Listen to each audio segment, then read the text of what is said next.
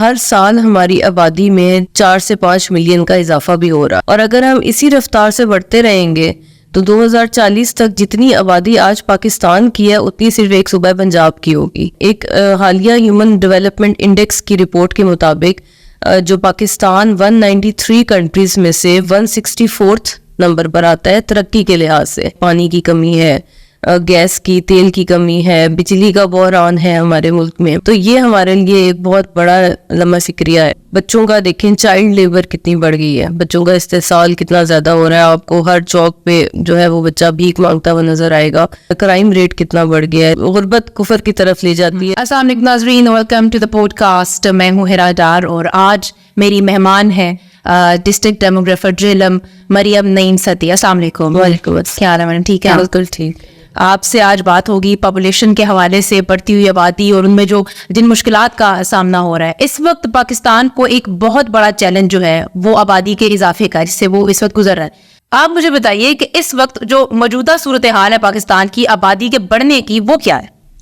جی بالکل، پاکستان کے لیے آبادی واقعی اس ٹائم بہت بڑا چیلنج ہے۔ اس وقت پاکستان کی جو 2023 کی مردم شماری کے مطابق جو آبادی ہے وہ 24 کروڑ کے قریب ہے، اور اگر دیکھا جائے تو دنیا میں پاکستان 5واں بڑا ملک ہے آبادی کے لحاظ سے، اور ہر سال ہماری آبادی میں جو ہے وہ 4 سے 5 ملین کا اضافہ بھی ہو رہا ہے۔ 4 سے 5 ملین کا ایوری ایئر اضافہ ہو رہا ہے؟ ایوری ایئر اضافہ ہو رہا ہے، اور اگر ہم اسی رفتار سے بڑھتے رہیں گے تو 2040 تک جتنی آبادی آج پاکستان کی ہے اتنی صرف ایک صوبہ پنجاب کی ہوگی۔ اچھا، تو اس لیے ہمارے لیے یہ ایک بہت بڑا چیلنج ہے، اور ہمارا مین مسئلہ یہ ہے کہ جتنے ہمارے ریسورسز ہیں اس کے حساب سے ہماری آبادی بیلنس میں نہیں ہے، تو وہ آبادی ہمارے لیے فائدہ بننے کی بجائے ایک مشکلات کا باعث بن رہی ہے۔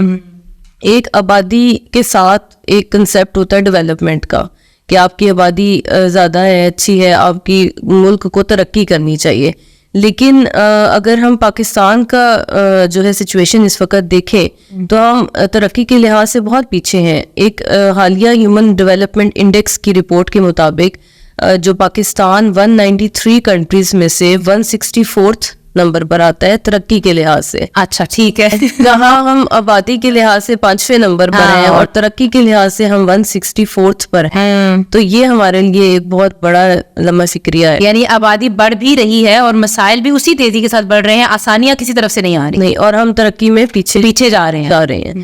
اور اگر ہم اپنے قریبی ممالک کو دیکھیں، ہمارے تمام ہمسایہ ممالک اور وہ تمام اسلامک ممالک جنہیں ہم آئیڈیلائز کرتے ہیں، وہ سب ہم سے ہیومن ڈیولپمنٹ انڈیکس کی رینکنگ میں اچھے ہیں، سوائے افغانستان کے تمام کنٹریز ہم سے اوپر ہیں۔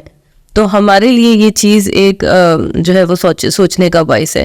ہم اپنی برتھ ریٹ کو دیکھیں تو اس ٹائم ساؤتھ ایشیا کے اندر ہم سب سے ہائیسٹ ریٹ پہ ہیں، 3.5 برتھ آن ایوریج ایک عورت کے ہاں جو بچے پیدا ہوتے ہیں وہ ہے۔ اسی طرح اگر ہم اپنی خاندانی منصوبہ بندی کے سروسز کو دیکھیں تو جہاں جنوبی ایشیا میں 53% خواتین فیملی پلاننگ کی سروسز لے رہی ہیں، وہاں پہ پاکستان میں یہ شرح صرف 35% ہے۔ تو ہمارے لیے یہ ایک بہت بڑا چیلنج ہے، یعنی ہر ایک جو سچویشن ہے وہ الارمنگ لیول پہ پہنچی ہوئی ہے۔ جی بالکل ایسے ہی ہے۔ اچھا مجھے یہ بتائیے کہ ایسے کون سے مسائل ہیں جو آبادی کے اوپر جن کے افیکٹ ہو رہے ہیں، تیزی سے بڑھتی ہوئی آبادی کے اوپر جو افیکٹس ہو رہے ہیں؟ دیکھیے، آپ جیسے کہ آپ بھی جانتی ہیں کہ اس وقت ہمارا ملک جو ہے وہ بہت زیادہ معاشی مسائل کا شکار ہے، اکنامک سچویشن ہماری بہت پور چل رہی ہے، اور جتنے بھی ہمارے باشندے ہیں اس ملک کے وہ ایک سمپل بیسک نیسیسٹیز کو، ایک سمپل لائف سٹائل کو افورڈ کرنے کے لیے ترس رہے ہیں۔ تو ہماری جتنی بھی نیچرل ریسورسز ہیں اس ٹائم اس میں ہماری کمی مسلسل آئی جا رہی ہے۔ اگر آپ دیکھ لیں، پانی کی کمی ہے، گیس کی، تیل کی کمی ہے، بجلی کا بحران ہے ہمارے ملک میں، اس کے علاوہ غربت ہے، بے روزگاری ہے، سہولیات کی کمی ہے، صحت کی سہولیات کی کمی ہے، اسکولوں کی کمی ہے۔ ہمارے ملک میں ہر سال جو ہے وہ 20 لاکھ نوجوانوں کا جاب مارکیٹ میں انٹری ہو رہی ہے، لیکن اگر ہم اپنی اکنامک سچویشن کو 8% تک بھی بڑھا لیں تب بھی ہم ان کی جاب ریکوائرمنٹس کو پورا نہیں کر پائیں گے۔ اسی طرح غربت کے لحاظ سے دیکھیں تو ہماری 1/3 آبادی جو تقریباً 40% کے قریب بنتی ہے وہ سطح غربت سے نیچے زندگی گزاری ہے، اور پاکستان ایشین کنٹریز میں سے 10ویں نمبر پہ آتا ہے غریب ممالک کی لسٹ میں۔ اب آپ یہ دیکھیں جب ہماری آبادی بڑھتی ہے تو ہمیں گھروں کی ضرورت پڑتی ہے, اور ہمارا جو زرعی علاقہ ہے ایگریکلچرل فوڈ پروڈکٹیوٹی کا, وہ ہمیں اپنی ہاؤسنگ سکیمز میں کنورٹ کرنا پڑتا ہے, جس کی وجہ سے کیا ہو رہا ہے, اب آپ کو اس کا اثر نظر آ رہا ہے کہ ہمیں ویٹ کی شارٹیج ہو رہی ہے, یا بہت سی ایسی کھانے پینے کی اشیاء ہیں جو اب ہم امپورٹ کر رہے ہیں. ایک زمانہ تھا کہ پاکستان خوراک میں خود کفیل ہوا, تو ہاں بالکل خود کفیل ہوگی, لیکن اب وہ چیز ہم افیکٹ ہو رہی ہے اس وجہ سے. پھر لوگوں کی ظاہر ہے لوگ بڑھ رہے ہیں, ڈیمانڈ بڑھ رہی ہے, تو اس ڈیمانڈ کی وجہ سے ہماری پرائزز بڑھ رہی ہیں, قیمتیں بڑھ رہی ہیں. تو یہ والے ایشوز. اس کے علاوہ اگر آپ دیکھیں تو ماحولیاتی آلودگی, وہ اس آبادی کے بڑھنے کی وجہ سے ساری ٹریفک جتنی ہو گئی ہے, جتنی پولوشن ہو گئی ہے, اور اب موسم جتنے ایکسٹریمز پہ چلے گئے ہیں, وہ بھی یہ سب اس کا نتیجہ ہے. اس کے علاوہ اگر آپ بچوں کا دیکھیں, چائلڈ لیبر کتنی بڑھ گئی ہے, بچوں کا استحصال کتنا زیادہ ہو رہا ہے. آپ کو ہر چوک پہ جو ہے وہ بچہ بھیک مانگتا ہوا نظر آئے گا, ورک شاپس پہ بچے کام کرتے ہوئے نظر آئیں گے. یہ سب اسی چیز کا جو ہے وہ نتیجہ ہے.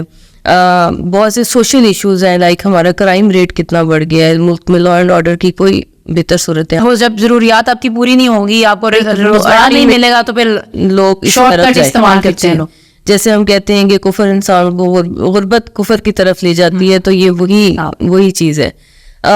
کسی بھی ملک میں ایک بہت بڑا پوٹینشیل ہوتا ہے کہ جب ان کے پاس نوجوانوں کی تعداد بہت زیادہ ہو, اور پاکستان اس وقت ایسے سٹیج پہ ہے کہ ہمارے پاس یوتھ پاپولیشن بہت زیادہ ہے. 59% کے قریب ہمارے پاس ایسے لوگ ہیں جو ورکنگ ایج گروپ میں ہیں, 15 سے لے کے 64 ایئرس تک. لیکن ہم ان سے فائدہ کیوں نہیں اٹھا پا رہے؟ کیونکہ ہمارے بچے بھی بہت ہیں, ہمارے پاس ڈبل برڈن ہے.